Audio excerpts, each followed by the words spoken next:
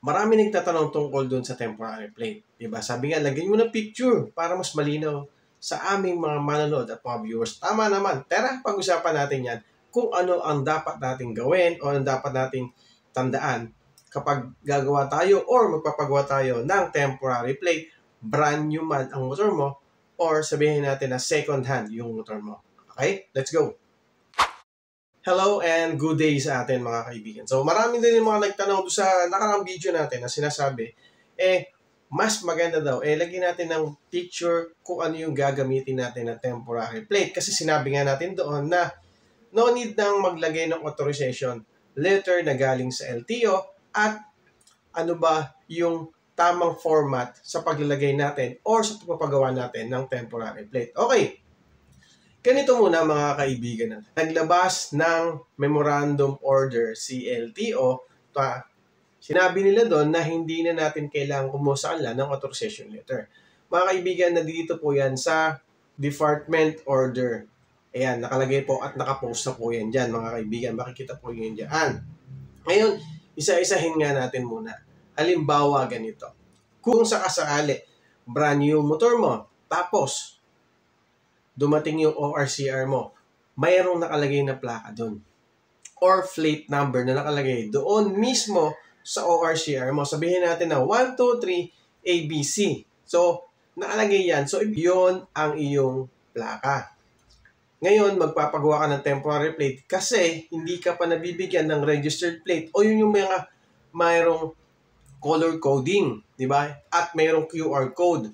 Dahil wala ka pa nun, pero meron ka na dun sa yung ORCR, kailangan mo magpagawa.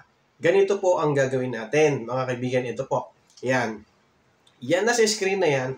Yan ang susundin natin na format. Okay?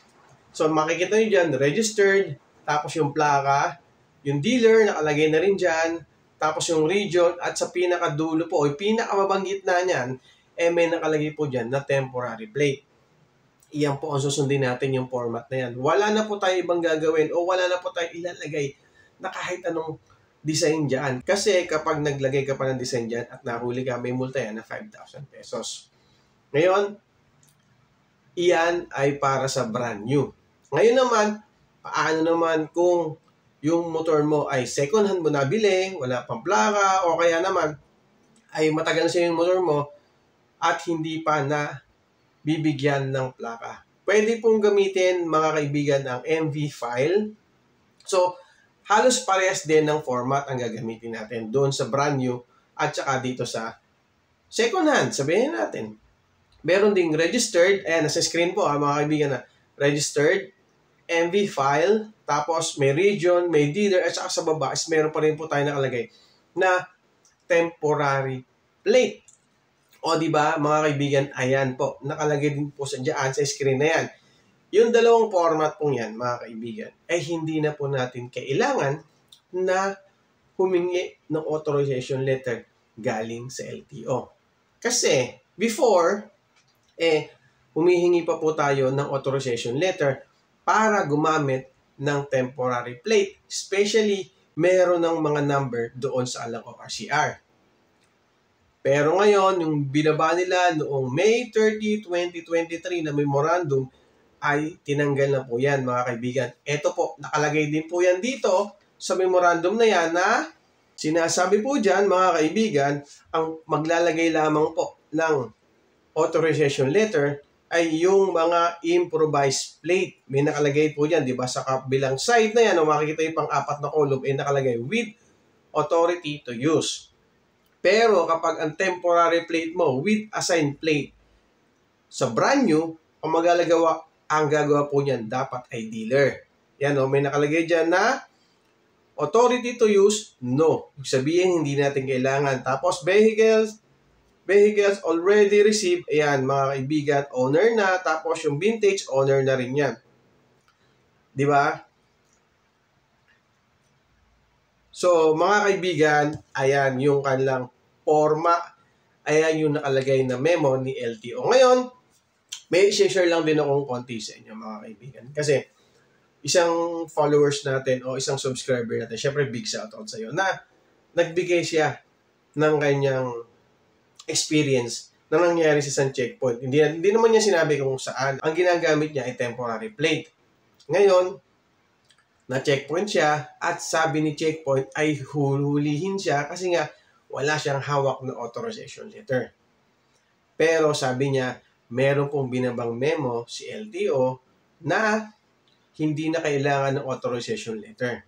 Sabi nga niya, nagkaroon din siya ng konting diskusyonan. Pinakita ng pulis yung kanilang memo na nakalagay. So, pinakita niya at binasa rin niya.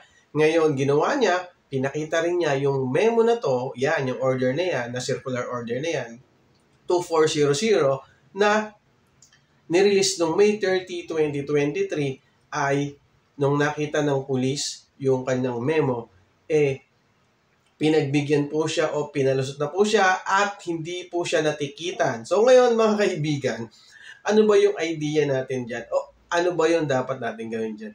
Hanggat maaari mga kaibigan, ay magdala tayo ng copy ng memo na hindi na kailangan natin kumuha ng authorization letter kapag gumamit tayo ng temporary plate mga kaibigan. Kasi tulad nun, sa checkpoint nila, iba yung hawak ng pulis, iba yung hawak mo.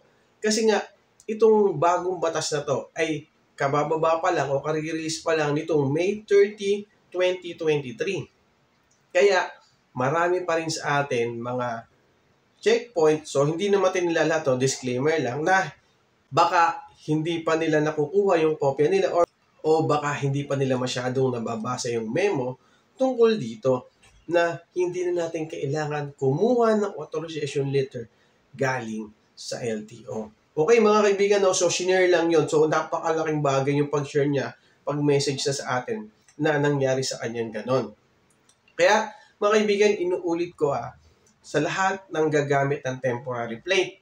So dapat yung format ay gayahin ninyo na meron talagang temporary plate na nakalagay doon sa plaka ninyo na pinapagawa at mas maganda, meron na rin po tayong hawak na memo galing sa LTO para kung sakali na dumating yung time na mangyari sa inyo, katulad ng nangyari sa subscriber natin, sa followers natin, na na-checkpoint siya at hinahanapan siya ng memo or tinitikitan siya or gusto siyang tikitan. Sabi nga doon ng pulis, marami na silang nahuling ganun. Pero dahil tayo ay dumadaan sa legal at kayo ay meron ding alam o may idea, syempre iba pa rin yung may alam, makakalampas po tayo sa checkpoint na walang aberya na hindi tayo mahuhuli. Okay? Clear ko lang ulit at lilinawin ko lang. Ito po ay para sa lahat. Hindi lang po ito sa brand new na motor. Okay? Para sa lahat po. Wala naman kasi sinabi dito sa memo niya. Ayan, po-post ko rin na para sa brand new lamang. Ang pagkakaintindi ko po, so correct me if I'm wrong, para sa lahat po ng motorsiklo yan.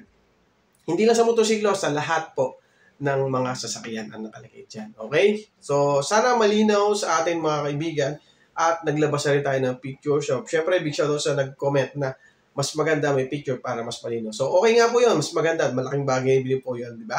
Okay? So, sana nakatulong sa inyo yung video na to at kung umabot ka sa hanggang dito, huwag mo kakalimutang mag-subscribe and syempre hit the bell button. Okay? Maraming salamat. Ingat tayo palagi kasi alam nyo naman na may pamilyang nag-aantay sa atin. Bye-bye! Thank you!